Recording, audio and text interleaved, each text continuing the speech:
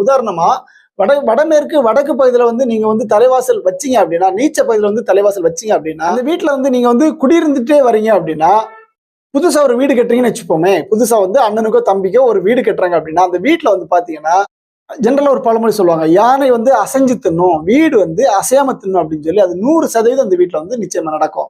நம்ம திட்டமிட்ட பணத்துக்குள்ள அந்த வீடு வேலை முடியாது. ஏதோ ஒரு நண்பர்களோ, உறவினர்களோ இங்க வந்து ரூம் வந்து எக்ஸ்டெண்ட் பண்ணுங்கன்னு சொல்லுவாங்க. அல்லது வாஸ்துபடி இந்த இடத்துல வந்து வரக்கூடாதுன்னு சொல்லி வாயிலேயே சொல்லிட்டு போயிடுவாங்க. அத நம்பி என்ன பண்ணுவாரு அப்படின்னா, அந்த அவரு அந்த அந்த நண்பருக்கு மேல உள்ள மதிப்பிலயும், நன்னம்பிக்கையிலயும் அவங்க என்ன பண்ணுவாங்கன்னா, அந்த செவுர உடைப்பாங்க, அந்த ரூம உடைப்பாங்க, திருப்பி எக்ஸ்டெண்ட் பண்ணுவாங்க. இது மாதிரி தவறான செலவுகள் வந்து அதிகப்படியா போயிட்டே இருக்கும். அந்த வேலை வந்து பார்த்தீங்கன்னா, முடியவே முடியாது. பணமும் காலியாயிட்டே இருக்கும். இதர சொத்துக்களையும் வித்தும் உங்களுக்கு வந்து பணப்பற்றாக்குறை வந்து திரும்ப திரும்ப ஏற்பட்டுட்டே இருக்கும்.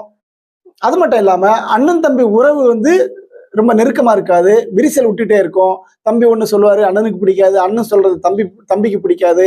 அப்பா சொல்றது வந்து மகனுக்கு பிடிக்காது. இது மாதிரி பட்ட நெறைய விளைவுகள் வந்து ஏற்பட்டுட்டு இருக்கும்.